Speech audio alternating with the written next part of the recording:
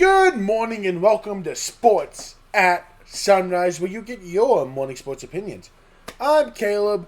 It's just me again. Geeks should be back next episode, and we're looking forward to that. Let's start NBA because the NFL will be taking the bulk of this episode. And is James Harden just Greg Jennings? Because he really put the team on his back, 55-7 to beat the Hornets the other night. An outstanding performance where we saw Prime Harden try to make an appearance. We also saw Russell Westbrook put on a fourth quarter masterclass, putting up 15 points against his former team in Denver, leading them to beat the Nuggets at home against Denver, which is only Denver's second home loss on the year, and the team that typically doesn't lose much at home. I still think the Kings are good, better than they look. I don't think they're a playoff team, though. I think it's just a case of horrible roster buildment. Fast forward to what we saw last night, where Jaylen Brown dropped 35, D. Mitch 37, Zubats 33, and 18. Zubats also lost to Donovan Mitchell. The Raptors won again. The Thunder just keep dominating teams. Luka 33, 11, and 8. There's some outstanding performances. The big news coming out of the NBA, though, is the Sacramento Kings are officially willing to start selling pieces. They said the only untouchable piece on that team is Keegan Murray. And so the names of Zach LaVine, Sabonis, Russell Westbrook, DeMar, DeRozan. Is there any other notable names on the Kings? Let's see. Eubanks, Malik Monk, Keon Ellis. All those guys, they are willing to move. And I think the only two names you will see moved, potentially, I think some team will foolishly buy on Zach LaVine. Love Zach LaVine to death. Whatever he does not lead to winning basketball. I don't know why. I think DeMar DeRozan's not the guy for this era for his contract. See, let's look at these Kings contracts, because I'm curious. Zach Kings contracts. Team payroll. DeMar DeRozan is making 25 M's this season. For over 2 years. I think if DeMar DeRozan is off this team, it's a buyout or they waive him. The only guy I could see them truly trading is Sabonis and Russ. I think Russell Westbrook will find his way on a team.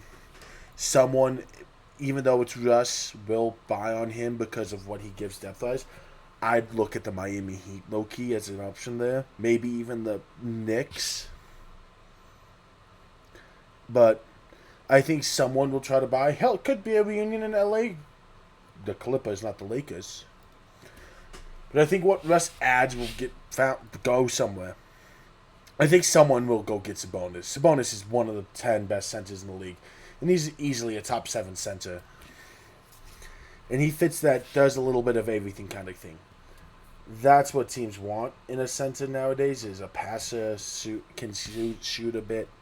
See what he shoot last year from 3. I mean, so far this year, he's not shooting a lot of them. He's never been a big bulk shooter. He averages about 2 a game. He's down this year, but he's a career 35% guy.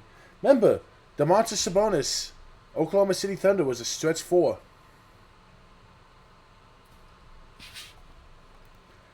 But Zach will get moved. I think DeMar will end up on another team. I don't think it's the way people think of trade. 25 mil is a lot of cap to take up. Same with Malik Monk. I think Malik Monk will be traded. Will have someone wanting him. I think that 18 plus mil a year is going to scare guys away. Schroeder's going to be a king. But let's get to the bulk of it. NFL football. And I watched a lot of football today, which was awesome. It's the first time in a while I could truly sit here and watch football. The Steelers need Aaron Rodgers for the offense. With that being said, I do not trust this Bears team, especially after today.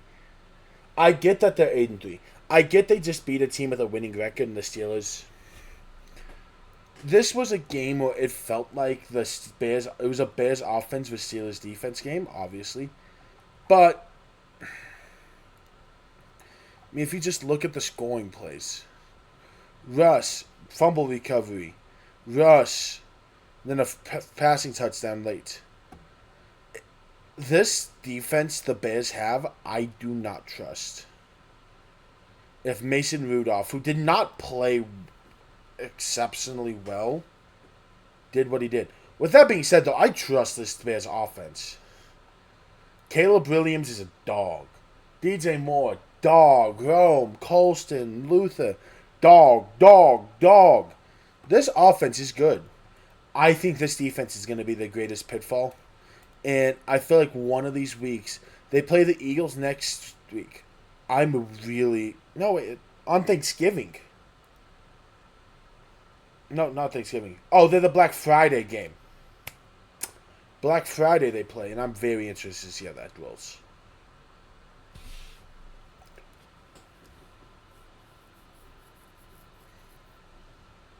Which could go either way, to be fair. Patriots Bengals. I was a big Patriots fan this game for the Broncos' sake. I don't want to see the Bengals get in, and it feels like 10-7 in the AFC has a chance. And Drake May did everything he could. Plus, that Bengals defense to end the game was huge. Chase Brown had a day, but just wasn't tough. Plus, some no Jamar Chase made this game even harder. I think the Bengals win if they have Chase. But Hunter Henry had himself a day. Travion had an okay day. But it was just a good Patriots win. Jahmyr Gibbs is a really damn good running back and won them this game, which led to an interesting tweet from Malik Neighbors. He deleted it. But let me read you the tweet because someone posted it again afterwards. His exact words were, "Sometimes I think they be making us lose on purpose because it's no way, bro. You throw the ball instead of running it to make him burn 2 timeouts. They didn't kick the field goal. They have to go down and score. Football common sense. Am I missing something?" I also think that's why they got rid of Dable. I think Dable was not a big fan of the tank thing. Felt like this game was a tank thing. Jameis played okay. Jameis might be receiver 1 there. He had a good catch and run. I'm happy for Geek he doesn't have to talk about this game.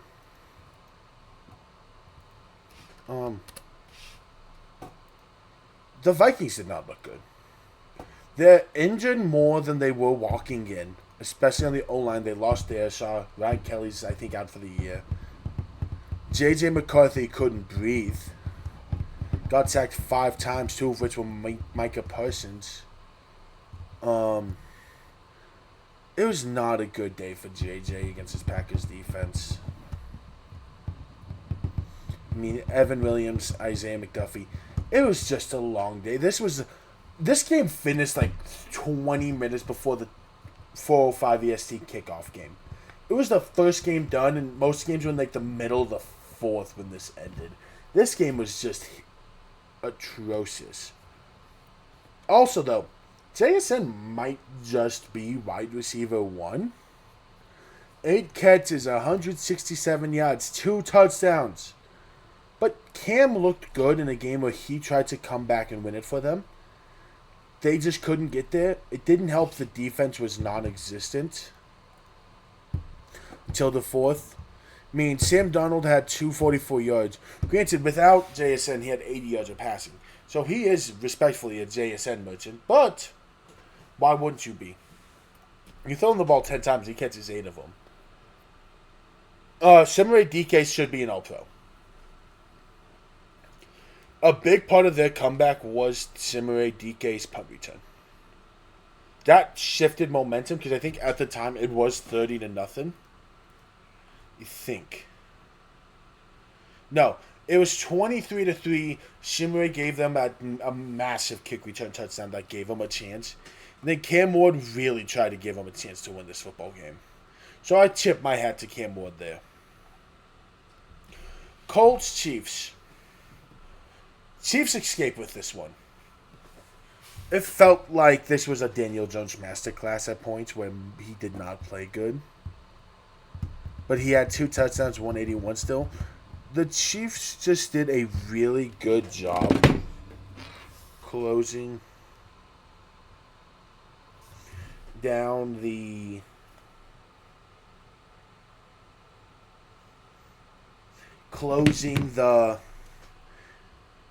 opportunities that Jonathan Taylor had.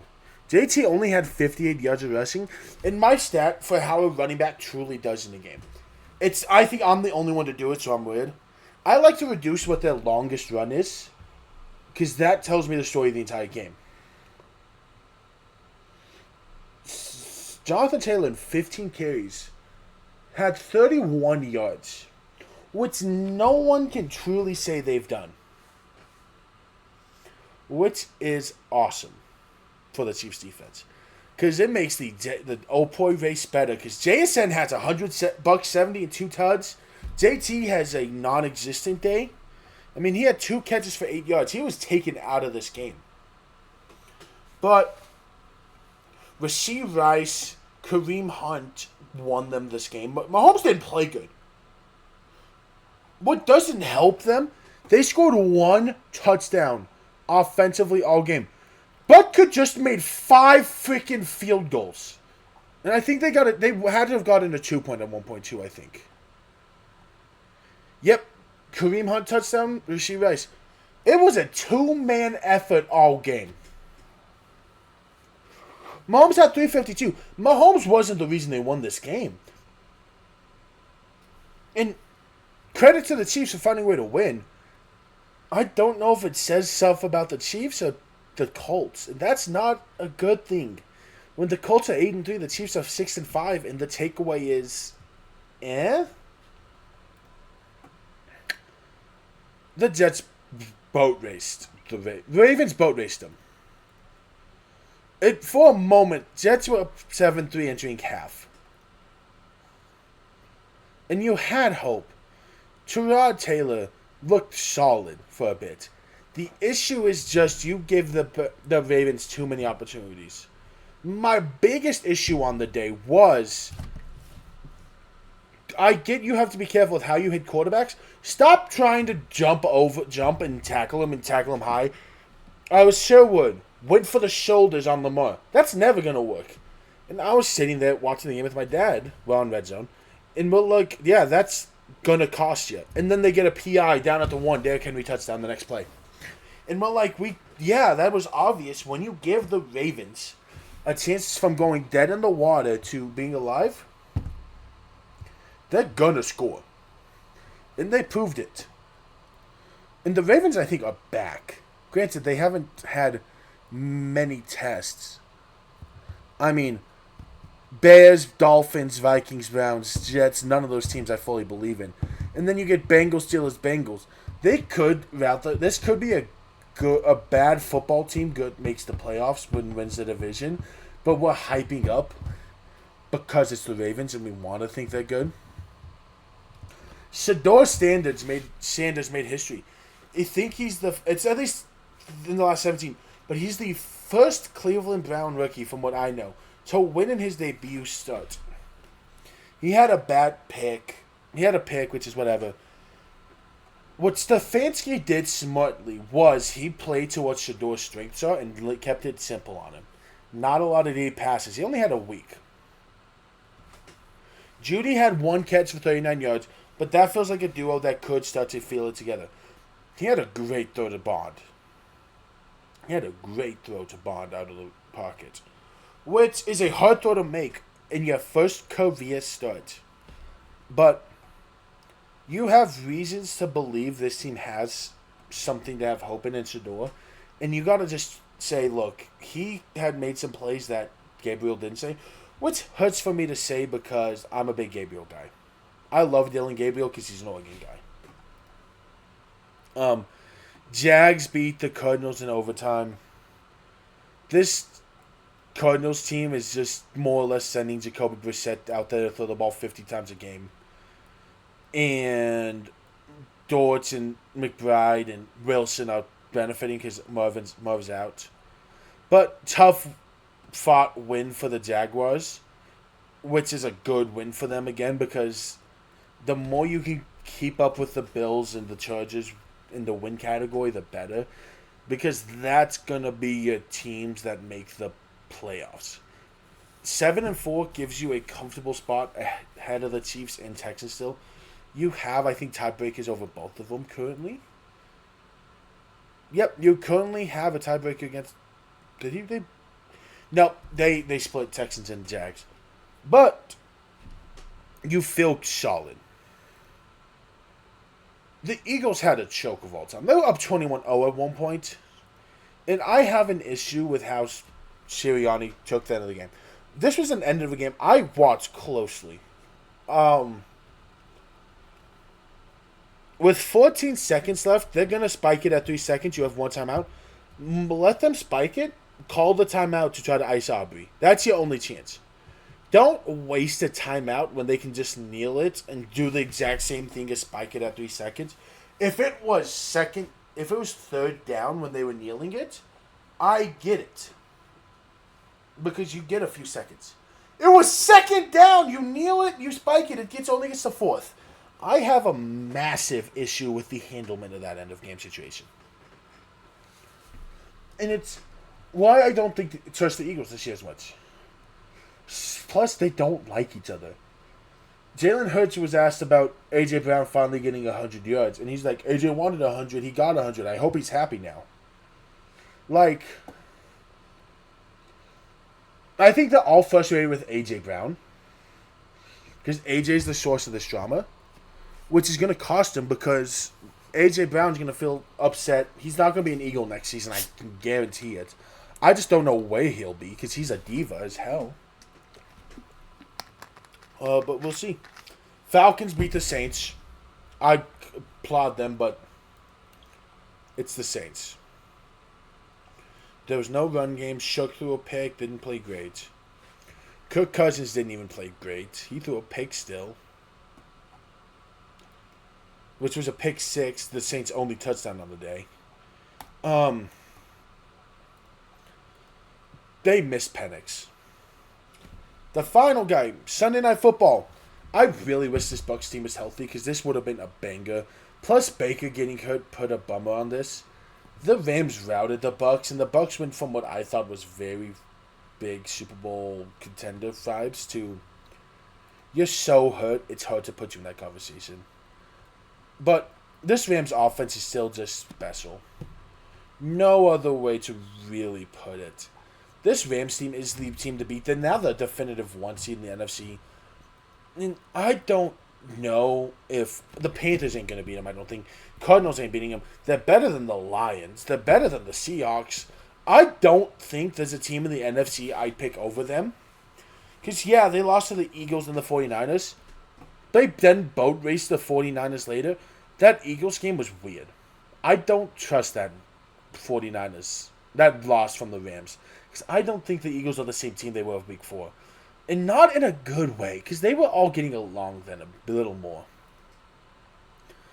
I should also talk some college football. Because I have an issue with the SEC. Here are some of the high-key matchups for the SEC. Number 3 A&M versus 1-11 Samford. 48-0. Georgia versus Charlotte. 1-10 Charlotte. Number 14, by the way. Alabama versus 3-9 Eastern Illinois. Texas versus Arkansas. Conference game, to be fair. So that one I give them more credit. But when your 3 top 10 ranked teams in the SEC play non-SEC schools, not just non-SEC schools, but horrible non-SEC schools, I have an issue. And Dan Lanning took a shot at them with this. Because if you look, Oklahoma and Missouri played. That's a big SEC game. The Big Ten had games like Oregon, USC. BYU Cincinnati's a good game still. ACC had Georgia Tech, Pittsburgh, Michigan, Maryland, Utah, K-State, TCU, Houston. Good game. Both teams have been ranked. Every other conference played real games all the way through. The SEC didn't. Even ASU played. That Colorado's not a real team. I mean, when you're gonna put a backup a walk-on receiver who's never taken a snap in a college game, and at running back in a one-score game, and expect it to go well? What are you thinking? What are you cooking in that mentality? It is 21-17, and you throw a guy who's never taken a handoff, because he's a receiver, by the way, out of the backfield, and not expect a fumble. What are you expecting? I don't know. Anyways, that does it this morning on Sunrise. I hope you have an outstanding day. And until next time, bye.